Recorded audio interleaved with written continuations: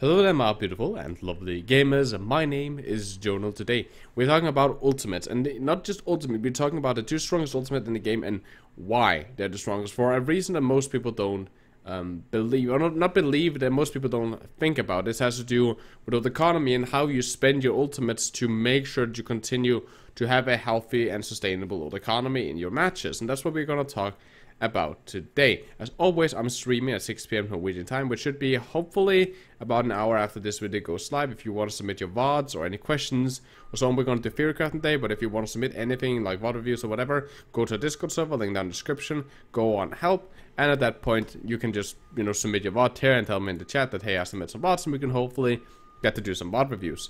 Besides that, as always, private coaching, you hit me up on Discord. It's €50 for a 2-hour session. And if you're interested in the channel, then press subscribe and clicking the bell notification. Always as you keep updated with this stuff that I'm posting, as I will hopefully get some Genji guides out, some full Genji guides, an advanced dive guide that actually explains proper how to use dive and so on.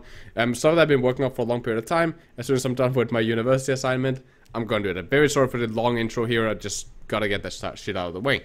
Now, ultimates. So Earth Shatter and Graviton Surge is known to be very, very strong, especially Graviton Surge. If you go and Google or search like the 5 strongest ultimates in video games or whatever, or what's the strongest ultimate in Overwatch, a lot of people would say Graviton. Some people might say Dragon Blade, but a lot of people would say Graviton because of the whole, you grab everyone together, you CC lock them, they kind of stuck there, and while they can fight back and use some abilities and so on, they can't move away from your abilities, making it easy for follow-up, for ult combos and so on, and make it the enemy a sitting duck. And something similar is with Earth Shatter, right? You knock everyone down to the ground, at that point they can't move, they can't even fight back with abilities, so they're kind of stun-locked, and therefore, again, making them sitting duck, making it very easy to do follow-ups on, get easy kills and so on. And there's a reason that people believe, and that's mostly the reason that people believe that they are very, very strong. What people don't actually always think about is how this alters into each other. So both Graviton and Earth Shatter is a build ultimate, and essentially that is that you use these to build new ultimates and to continuously have a healthy economy. Of course, both of those ultimates are much stronger because of the fact that you can get team kills with and you can wipe, especially something like Graviton, which a lot of time is known to be a free win. Of course, that helps with how we use it and that we want the Graviton on the team. But say with Earth Shatter that it's a lot of time a free win, but it also gives a very helpful economy. And there's two other sides to this. There's, something like Nano Boost or Risa's Supercharger, and then there's something like Dragon Blade, which is kind of like the other ultimate. So something like Dragon Blade, it's a team win if you get the value out of it and so on. Some people might argue that it can be easier to get value out of Graviton Surge, and some people also might believe that it is much easier to get value out of Earth Shatter. But when it comes to Dragon Blade, one of the things is, let's say just Nano Blade or Dragon Blade in general, you get 2, 3, 4 kills with that, and that's great. We have a guaranteed win of this team fight. We're 6v3, we're 6v4, whatever we are. We are up numbers, we're gonna win this team fight, which is, the end goal of the game, win the game, win the team fights, get advantages and so on. But negative side effect of that is that the Genji is gonna snatch all the kills, meaning there's no ults left for the rest of us. Right, so it doesn't. So if he kills like for all the squishies of the enemy team, right? That's a good 600 HP worth of ult charge, sorry, 800 HP worth of ult charge if all of them are 200 HP targets.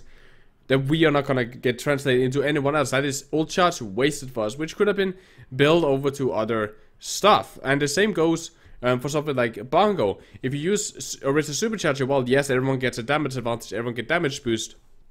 The problem is that we are not gaining more ult charge, we are just doing that whoever deals damage deals more of that damage, right? So it can be very good to just combos and get advantages in teamfight and to shield break and all that kind of stuff, but in theory we're not getting more ult charge because the enemy HP pool plus whatever they do of healing is the only amount of, is that HP is the amount of HP we can translate into ult charge for our team, right? Plus whatever healing. You can almost argue that using Orisa's Supercharger is going to give you less ult charge because the enemy supports are going to be able to heal less since their tanks or DPSs and themselves are going to die much faster. But of course, again, you are using ultimates to win team fights, but there's also the fact that we want to use something like Earth Shatter and Graviton to build up new ultimates to constantly keep this snowball rolling.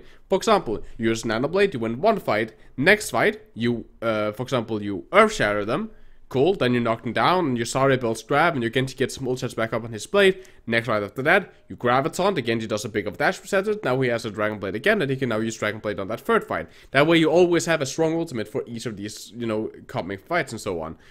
Just to kind of give a very rough, very vague example of this. Transcendence is also one of the strongest ultimates in the game, which I would like to cover in a video on its own because I like this ultimate so much. But I hope that this explains a little bit more about ult charge and how it works, and in general, talking a little bit more about this. I expect that some of you guys know this, some of you guys might not take this into consideration when you, and as I say, explain it, you're like, oh, of course, that's logical. But thinking about this in a way that you can set up your ultimates and set up what ultimates you're supposed to burn next team fight and what ultimates you're not allowed to combo together and so on, it's a very, very nice thing to think about. So that's really all that I had to say. As always, guys, thank you guys so much for watching. I hope I see you on the stream today at 6 p.m. Norwegian time. I love you guys very, very much. As always, guys, please take care of yourselves, stay positive, and my name has been Jonal. Keep the enemy in your crosshair.